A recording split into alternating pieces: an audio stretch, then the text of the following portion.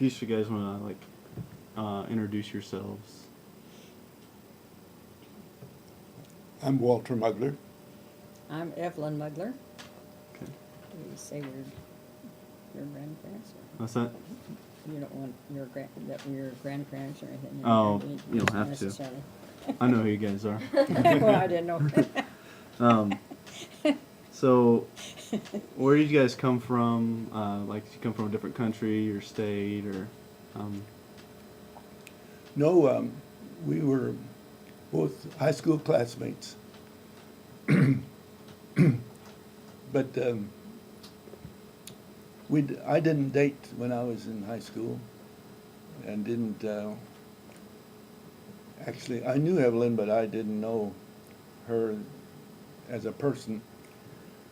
But she was dating a friend of mine, and he was going to K-State and didn't have time to date her. He said, "Why don't you date Evelyn?" So one Sunday evening I went down to the church she and her dad attended and I asked her if I could take her home. And she asked her dad, and he said, yeah. I told her. Anyway, we started dating. We dated for 3 years and married. And that was how we got together. Where did you grow up and? I was born in Union Township on a farm that my father rented. I should say that my parents immigrated to this country in 1920, my mother did, my father in 1923, and they came from the same state, and in fact the same county over in Germany. They had relatives here in America, and that's one reason they came, but the second reason was that this was after the First World War and everything was depressed, recovering from the war. And when they found out that there was another person from the same area, they met. And they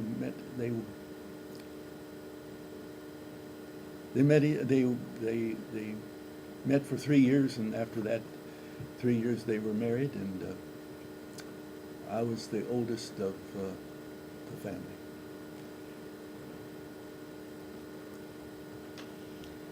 I grew up I was born in this very house where we are right now, and have lived here all of my life except for 6 years after we were married, when we lived up in the community where Walter lives, and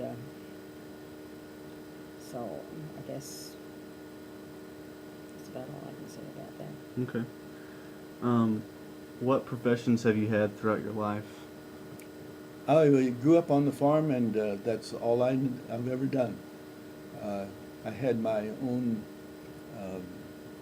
cattle and hog operation here on this farm,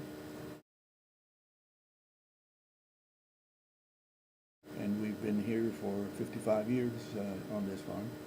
And besides that, we've gone back to Germany to visit my cousins who live back there. And I must say that since my parents came from Germany, they spoke in German until I went to grade school, and it was then that my father said that we must learn the English language, because they went to a German Methodist church that's half the sermon was in German, half the English.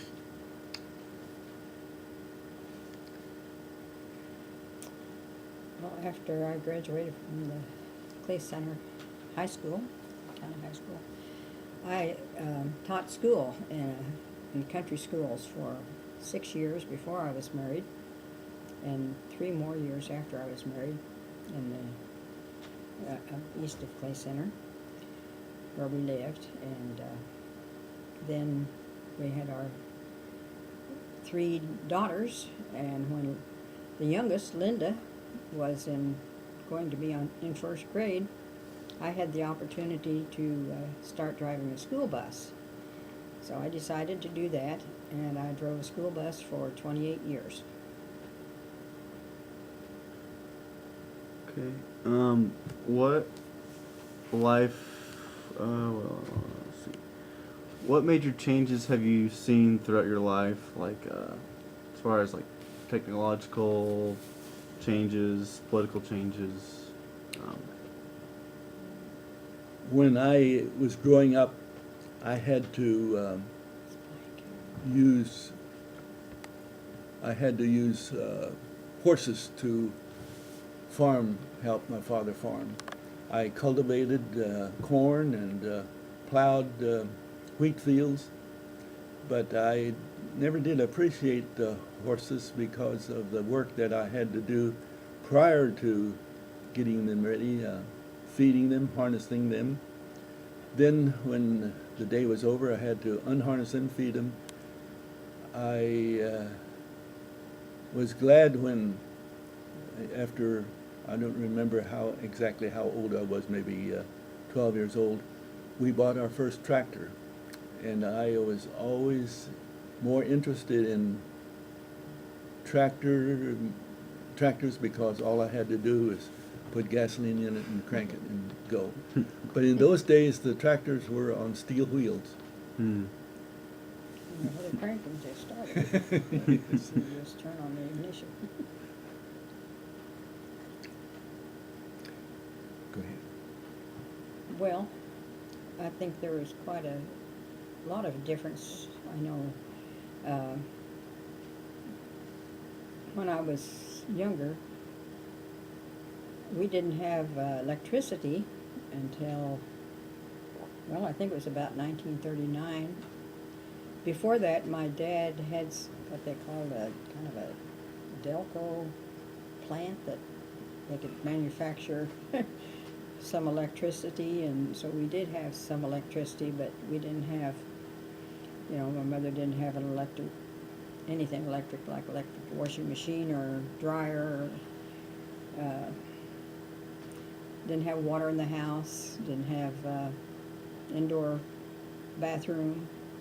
In fact, it wasn't until we had moved down here to this place after we were married several years that we remodeled the house and had got water and had things. That's when I got my first electric washer and dryer, and that was really a big help. Before that, we had to pump the water. We did have water in the house. It was a pump from a cistern, and then we had to heat it on the stove and put it over into the washing machine and run the clothes through the wringer and hang them outside on the line and to dry. So it was a big change. So, can you describe your favorite childhood memory?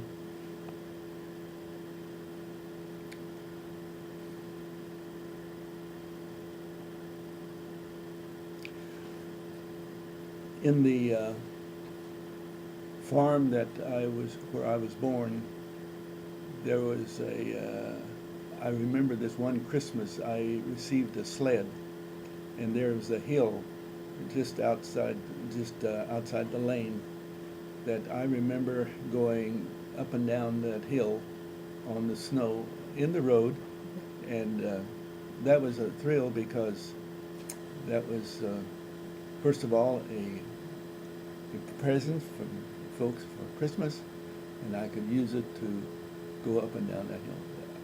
That's my youngest memory of my growing up.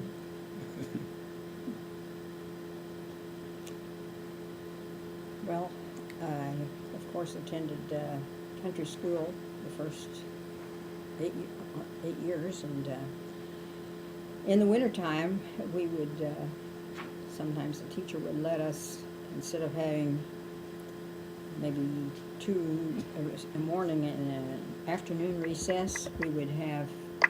We could use that extra time to go to a nearby pond and skate, ice skate, or there was a kind of a hill close by, and we could take our sleds over there and race down those hills, and that was a lot of fun.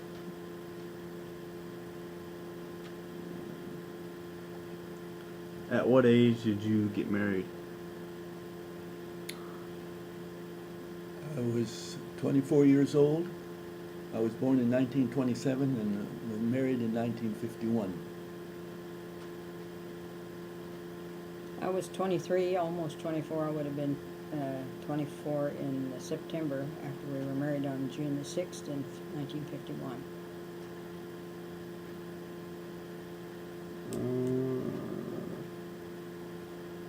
How many languages can you speak fluently? I can speak the German somewhat. I've been over to visit my cousins 4 different times, and when I'm around the German language for a time, it comes back readily.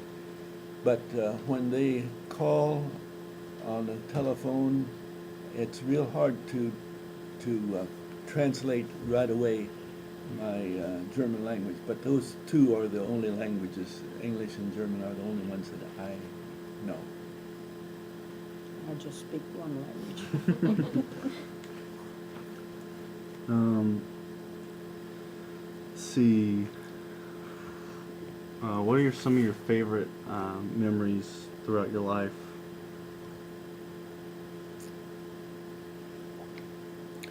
I had a cousin that was in World War. He was a bomber pilot in the European theater of operation in World War II, stationed in England, and he bombed Europe, Germany especially.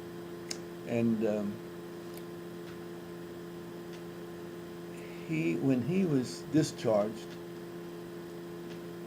from the Army Air Force, he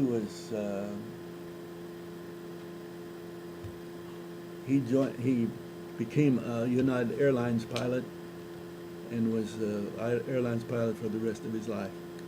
And my cousin, second cousin, is still living today in Colorado. Because of my interest in flying, one of the things that I finally did was took private pilot's lessons in Clay Center and learned to fly, and the day that I soloed was the thrill of my life. I suppose one of the highlights of my life was our 2-week honeymoon. We went back east, went to Washington, D.C., visited some relatives over there in New Jersey, and went to Niagara Falls, and spent 2 weeks away. And this was the year of the flood, so after we got home, we discovered that nothing had been done in the fields. They didn't miss us at all, really, because we couldn't have done anything had we been here. However, the place that we were going to live in, they were supposed to have it prepared. There was no electricity there. Nobody had lived there for a while, and that was not ready for us. So we had our new refrigerator and stove. It was all electric and everything, but we couldn't use them. So that was kind of a disappointment, but it did finally get done that summer. And then, of course, I was able to go over 3 times over to Germany with Walter, and that was a real highlight to meet his relatives over there and see the sights over there. And relatives were so good to us and took us around and showed us all the sights. Went over to Austria and into Switzerland, and really enjoyed it. Okay. What were some hardships your family went through while you were growing up?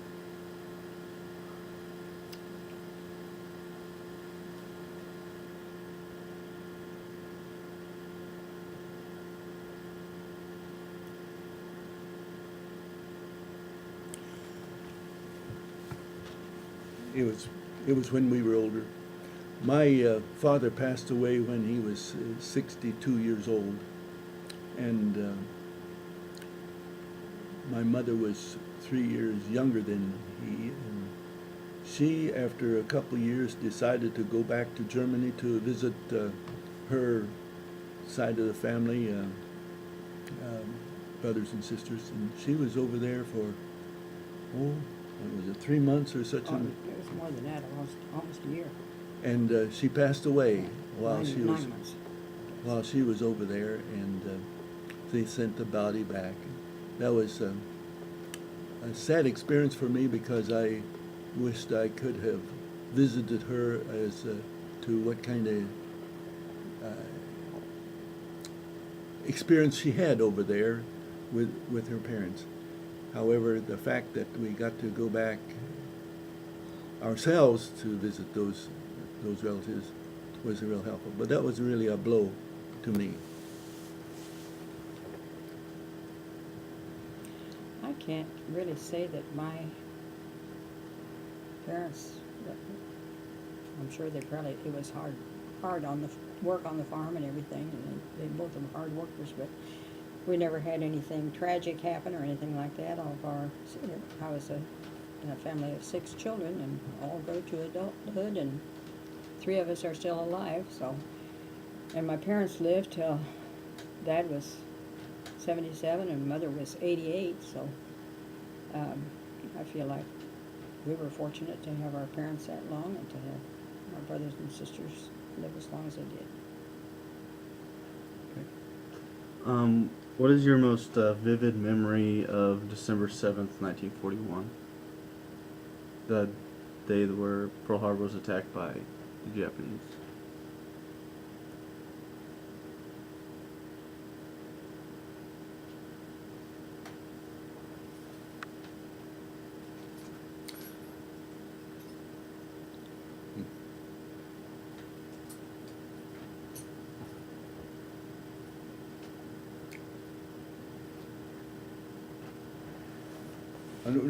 I don't remember what my reaction was, but it was only in recent years that I realized the enemy, the Japanese, were so determined to take possession of the Pacific Ocean and islands. I think that my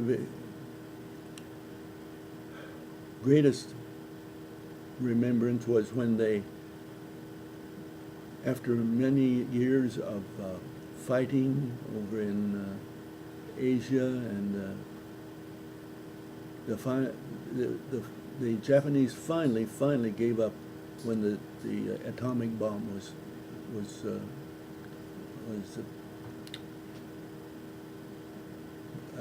dropped on Tokyo. They finally gave up. Well, as I recall, it was on a Sunday, and I know the next day at school, we, at least one of our classes, that we got to listen to the radio and listen to President Roosevelt's speech declaring war. So what was it like being in school during World War II? It was we were restricted in many of the things that we usually used. Everything was rationed. For instance, gasoline was hard to get. Tires were hard to get. Even food was Sugar. the things that we used daily was hard to get because of the war effort.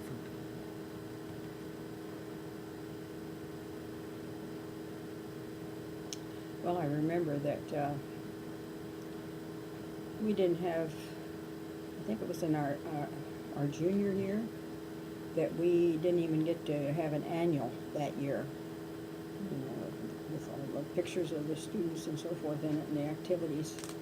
And on our senior year, quite a few of the senior boys enlisted before school was out.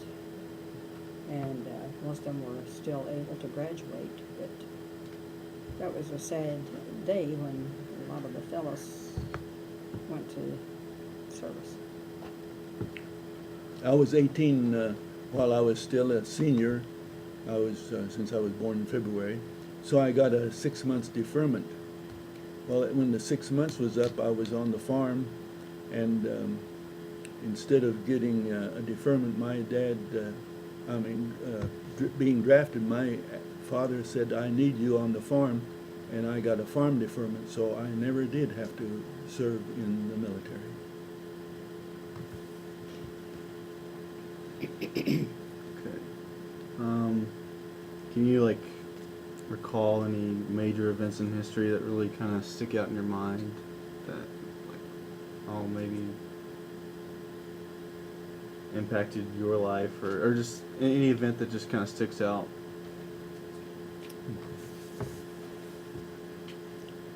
Well, one thing I think about is President Kennedy's assassination. That was on Thanksgiving Day, as I recall, and we happened to have company that day. And we listened to the radio. I happened to have the radio on, and we just kept it on all the rest of the day.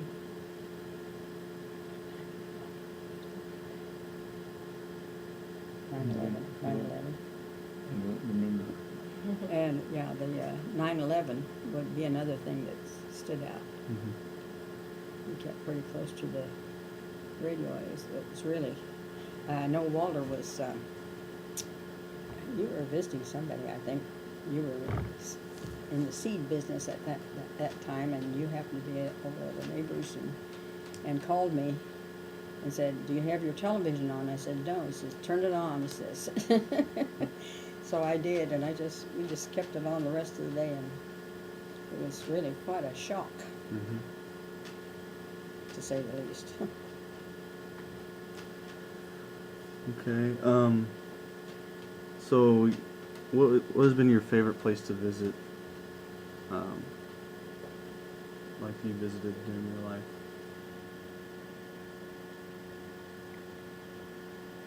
Probably the visits I've had in Germany that impressed me the most.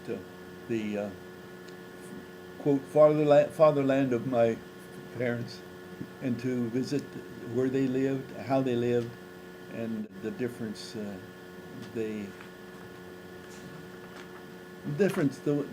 difference of living that they do over there. And we were thrilled. A number of them have come over here to visit us as well. And what's interesting is that the cousins do not speak English, but their children are required to learn English in school. So the cousins' children speak English, and that's been very helpful for when the cousins come over here. Their children can explain to them what we're saying. In 1936, we probably had the hottest, driest year that we ever experienced. And one of the things we also experienced was, because of the drought, we couldn't irrigate.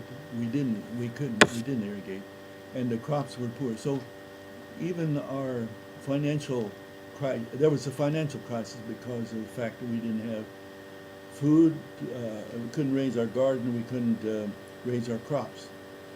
And the dust storms were also times when you couldn't see a quarter of a mile because of dust in the air. That's all I know about it. Do you? I remember one day at school, it got so dark that we were sent home in the middle of the day because it was too dark to see.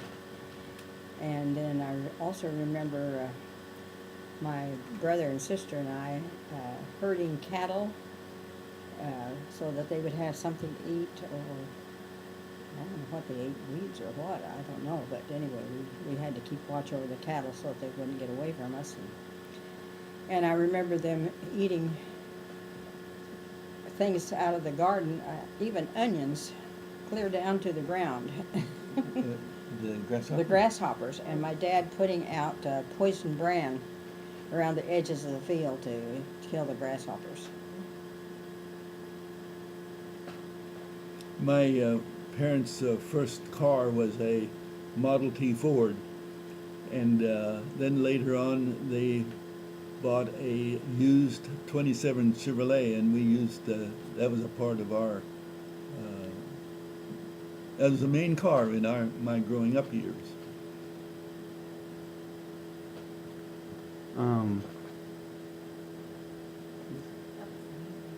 Okay. You want to talk about what you're talking about, the English when the township and stuff? We when my father he worked out for a farmer that was German descent. But when they were married, we moved to Union Township and rented a farm in a community of English persons.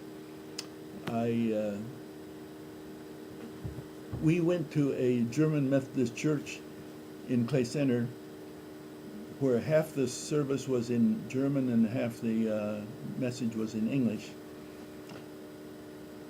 But because of the fact that we were 10 miles away from home, and it was in the 30s when we were poor, many times they went to the Uniondale Baptist Church where the Cowles and the Adamses and the Yarrows went. And we were very well accepted in that community, even though we were German. When we moved to the Highland Township, we were part of the Ebenezer Community Church, and that's where most of the congregation were from German descent, were of German descent.